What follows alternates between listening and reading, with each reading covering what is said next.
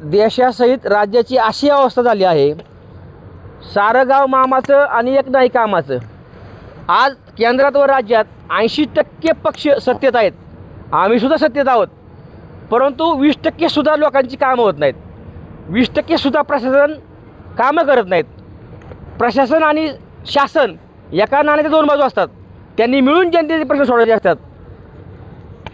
आंदोलनातून या देशाला स्वातंत्र्य मिळालं.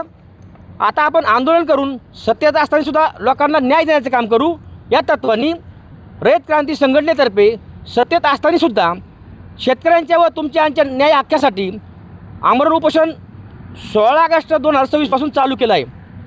या आंदोलनातील प्रमुख मागण्या तीनही कर्जमाफीपासून वंचित असलेल्या शेतकऱ्यांना संपूर्ण कर्जमाफी मिळावी, नियमित कर्जफेड करणाऱ्या शेतकऱ्यांना 2 लाख रुपये अनुदान मिळावे, 7.5 HP शासनाने लाईट बिल व चालू बिल माफ केलं आहे, लांबच्या शेतकऱ्यांचे कृषीपंप हे 10चे 20चे आहेत, त्याही शेतकऱ्यांचा त्यात समाविष्ट करावा, असे आमचे 8 मुद्दे आहेत.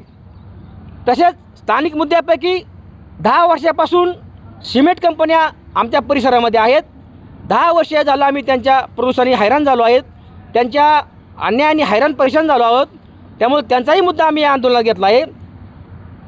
दवाखान्यात माणूस मेला तर बिल माफ व्हावा, जगला तर शासकीय ऑडिट करून बिल मिळावं, सिव्हिल स्कोरची अट रद्द करण्यात यावी.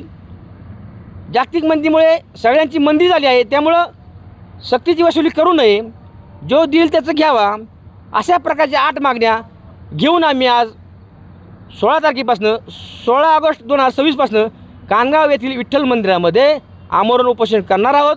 जोपर्यंत सरकार मागण्या मान्य करत नाहीत तोपर्यंत आम्ही लढा चालू ठेवणार आहोत.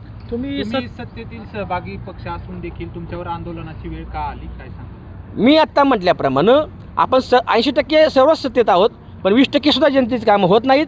जनतेच्या कामं होण्यासाठी आम्ही सत्तेत असूनसुद्धा आंदोलन करत आहोत व करणार आहोत. पर्यावरण खातं गेली 10 वर्ष तुम्ही म्हणता सत्तेत आम्ही त्यांच्याबरोबर आहेत. पर्यावरण खातंही तुमच्याकडं होतं, स्थानिक प्रशासनही तुमचंच होतं. स्थानिक प्रशासनाने मग तुम्हाला पर्यावरणाची परमिशन देताना तुम्ही हा विचार केला नाही का हे प्रदूषण आपल्या शेतकरी बांधवांना होणार आहे? अगदी बरोबर आहे. स्थानिक NOC देताना त्याचा नियमच असा असतो की कायद्याचं उल्लंघन न होता, जनतेला त्रास न होता, नियमाचे उल्लंघन न होता, नियमाच्या अटीच्या हमी ठेवून कुठल्याही उद्योगधंद्याला दाखला दिला असतो किंवा परवानगी दिली असते. परंतु होतं काय, आपल्या दुर्लक्षामुळं किंवा शासन प्रशासनातील अर्थपूर्ण संबंधामुळं सदर कंपन्या ह्या अन्याय करतात.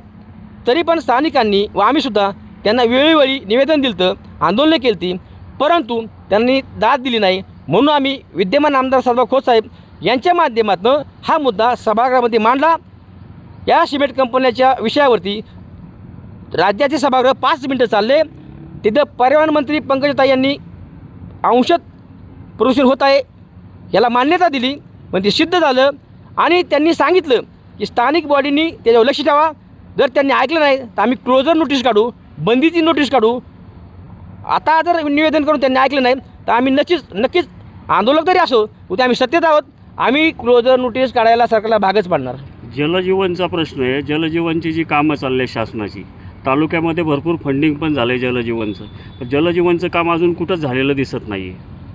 वास्तविक पाहता सत्ताधाऱ्यांनी आत्तापर्यंत ज्या मतं मिळवण्यासाठी ज्या घोषणा केल्या, त्या घोषणामुळं आर्थिक बजेट ढासळलं आहे सरकारचं.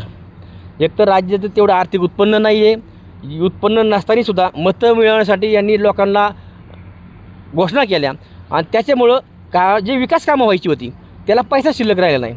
यांनी जरी पाणी पुरवठा योजना दिल्या तरी तिजोरीत खडखडत असल्यामुळं ह्या योजना रखडल्या आहेत.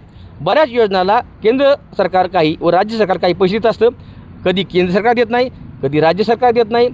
परंतु हा त्यांचा प्रश्न आहे. ते निवडून गेलेत, ते सत्ता बघत आहेत आणि जर त्यांना ते जमत नसेल तर त्यांनी सत्ता त्याग करावा. आम्ही बघू काय करायचं ते.